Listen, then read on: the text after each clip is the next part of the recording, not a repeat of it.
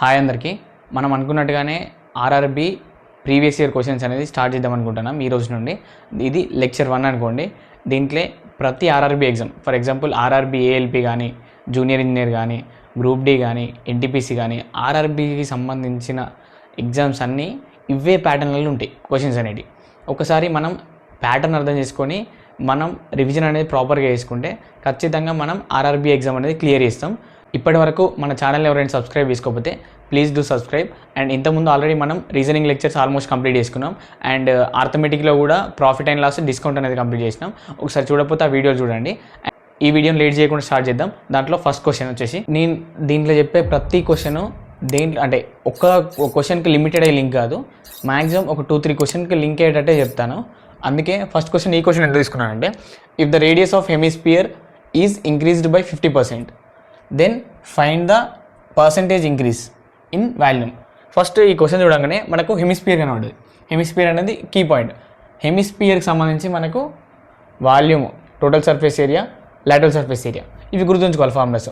మనకు ఇక్కడ వాల్యూమ్ గురించి అడిగినట్టు ఫస్ట్ హెమిస్పియర్ వాల్యూమ్ వచ్చేసేయండి 2/3 πr³ అనేది హెమిస్పియర్ వాల్యూమ్ యొక్క ఫార్ములా. దీన్ని మనం గుర్తుంచుకొని మనకి ఇక్కడ ఏం మెన్షన్ చేసిన వర్డ్స్, ఒకటి రేడియస్ గురించి అడిగిండు, ఇంకోటి వాల్యూమ్ గురించి అడిగిండు. ఇప్పుడు వాల్యూమ్కు రేడియస్కు ఉన్న రిలేషన్ చూడండి. వాల్యూమ్ ఉన్న రేడియస్ ఏమున్నది, డైరెక్ట్లీ ప్రపోర్షన్ ఉన్నది, అది కూడా ³ రేడియస్. ఇప్పుడు దీంట్లో మనకు ఏమన్నాడు, రేడియస్ అనేది 50% ఇంక్రీజ్ అయిందన్నాడు.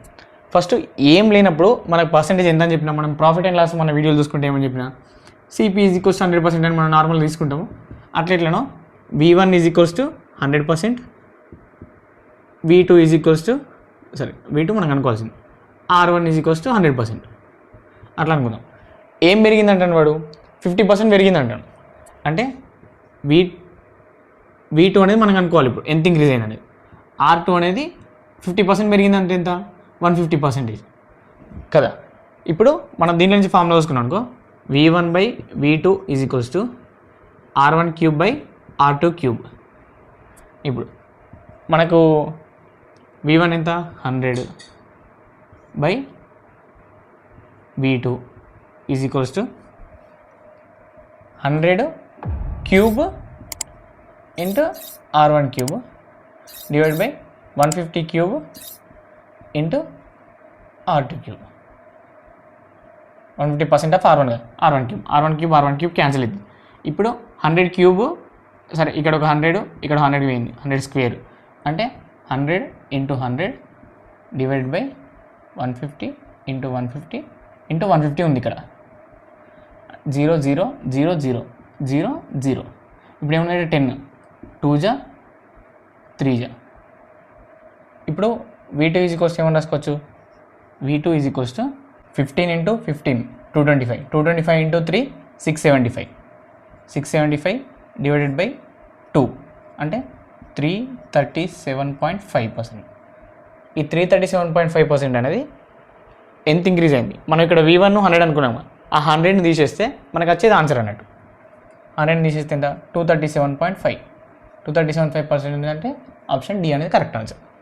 ఫస్ట్ ఏం లేదు, రెండింటి మధ్యలో అంటే మనకు ఇచ్చిన ఫార్ములా రిలేషన్ అనుకోవాలి, దాని తర్వాత రిలేషన్ కనుక్కోవాలి. రిలేషన్ కనుక్కొని మనమే ఫార్ములా తయారు చేసుకోవాలి. V1/V2 is equals to R1³/R2³. Next మనం ఇక్కడ ఈ 100లు తీసుకోకుండా కూడా మనం ఆన్సర్ చేయొచ్చు, కానీ తీసుకుంటే కొంచెం ఈజీ అవుతుంది అన్న విధంగా నేను ఇట్లా తీసుకొని చెప్పిన. ఇప్పుడు తీసుకోకుండా చేయాలంటే V1 అనేది V1నే ఉంచుకో, R1 అనేది R1నే ఉంటుంది, R2 అనేది ఏమవుతుంది 1.5 అంటే 50% పెరిగింది, 1.5% క్యూబ్ R³ ఇట్లా 1 పాయింట్లలో వస్తే కొంచెం ఇబ్బంది అవుతుందని నేను ఇట్లా 100 తీసుకొని చెప్పడం అయింది. ఇది ఇలాంటి క్వశ్చన్లు ఏ వచ్చినా ఇది ఫాస్ట్గా మనం క్యాలిక్యులేషన్ చేస్తే ఈజీగా అయిపోతుంది. నెక్స్ట్ ఈ సెకండ్ క్వశ్చన్ చూడండి. ఇది ప్రాఫిట్ అండ్ ఇన్వెస్ట్మెంట్ నుండి క్వశ్చన్.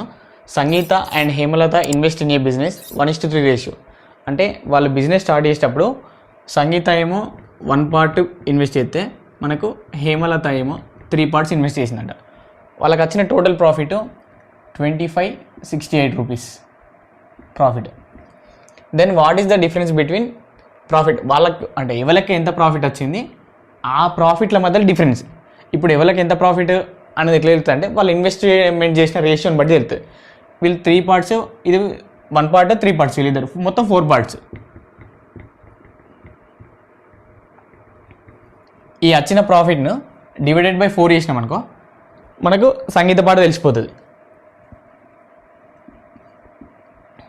బై 4 1 జా 4 6 జా 24, 4 జా 16 and 2 642 ఒక పార్ట్. ఇక్కడ 1 పార్ట్ డిఫరెన్స్ వచ్చింది. 1 పార్ట్ డిఫరెన్స్ 642 అయితే మనకు డిఫరెన్స్ బిట్వీన్ వాళ్ళిద్దరి మధ్య డిఫరెన్స్ ఏమున్నది, ఇది 1 పార్ట్, ఈమె 3 పార్ట్స్ కదా, అంటే ఇద్దరి మధ్య డిఫరెన్స్ 2 పార్ట్ డిఫరెన్స్. అంటే ఇవి వచ్చిన 1 పార్ట్ను ఇంటూ 2 చేసినాం అనుకో 2 2 జా 4, 6 4 2 జా 8, 6 2 జా 12, 1284. ఆప్షన్ బి 1284 అనేది మన ఆన్సర్. ఇట్లా సింపుల్గా చేసుకోవాలి. మళ్ళీ దీన్ని ఇంటూ 3 పార్ట్స్ ఇంటూ 1 పార్ట్ ఆ రెండింటి మధ్య డిఫరెన్స్ ఇస్తే మనకు టైం వేస్ట్ అవుతుంది. ఇలాంటి క్వశ్చన్స్ని ఇట్లా సింపుల్గా సాల్వ్ చేసుకోండి. ఈ క్వశ్చన్ చూడండి, third question. The length of each of 2 equal sides of a isosceles triangle is 89 centimetres and the length of base is 78 centimetres అంటాడు. ఫస్ట్ ఒక ఐసోలేస్ ట్రయాంగిల్ని తీసుకోండి. ఐసోలేస్ ట్రయాంగిల్ అంటే మనకి ఏంటిది, 2 సైడ్స్ అనేది ఈక్వల్ ఉంటాయి. ఈ 2 సైడ్స్ ఎంత అంటాడు, 89 సెంటీమీటర్ ఈచ్ అంటాడు.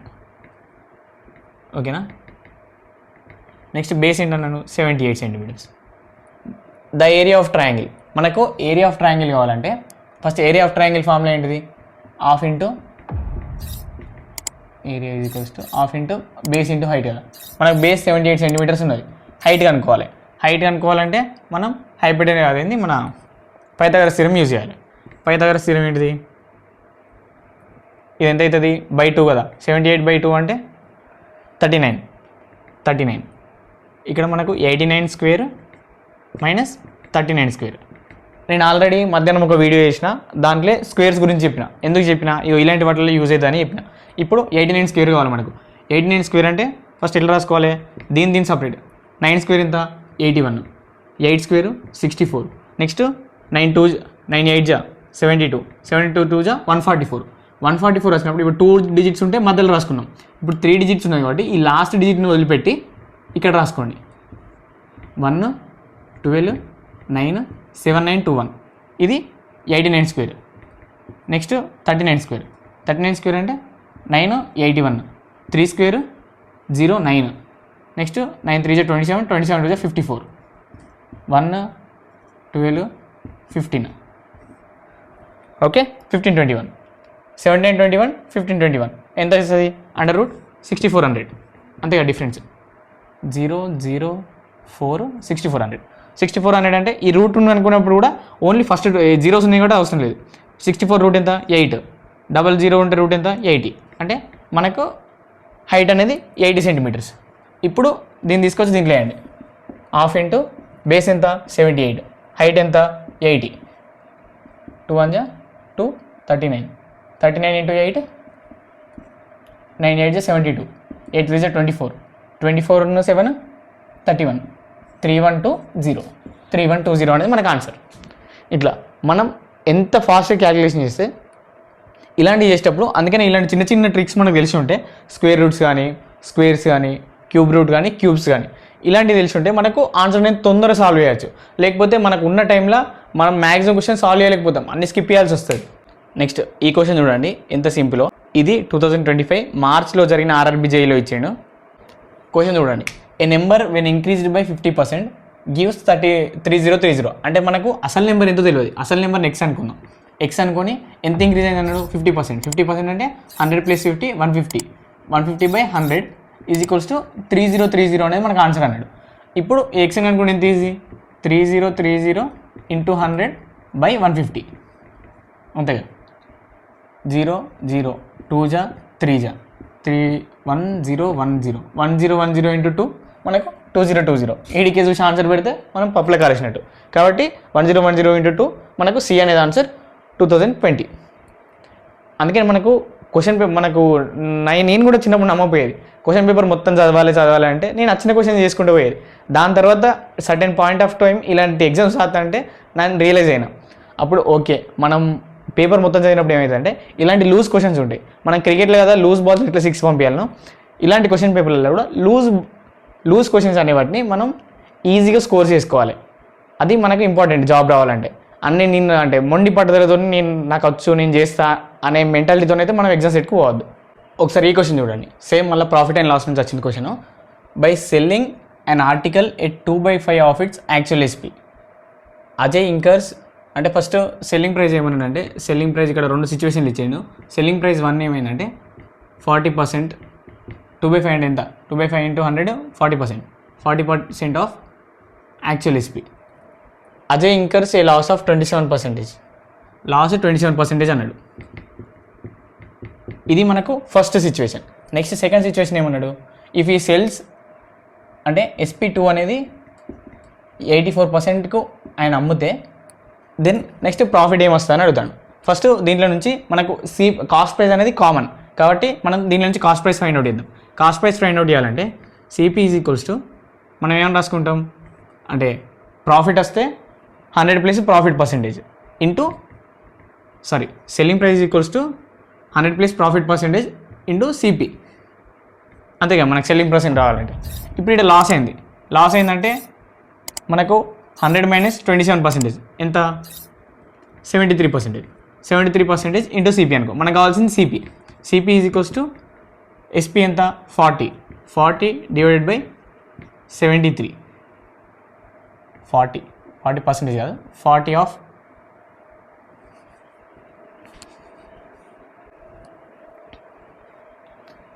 40/73%. పర్సెంటేజ్ అంటే డివైడ్ బై 100 కాదు, డివైడ్ బై 100 మీదికి పోతే ఇంటూ 100.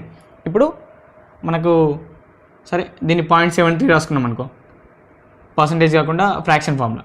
40/0.73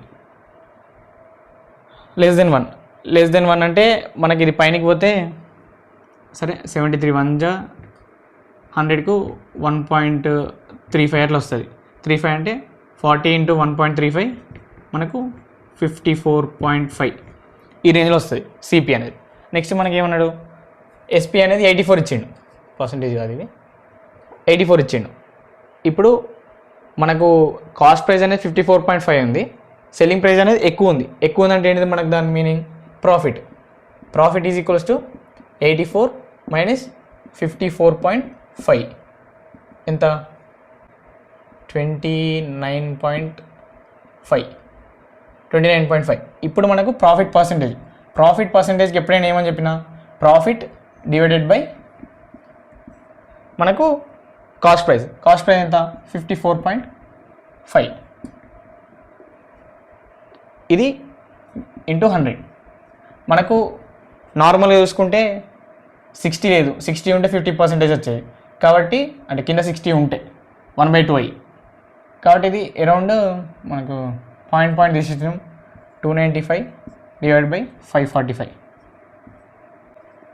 00. 545 ఇంటూ 5 545 ఎంత అవుతుంది,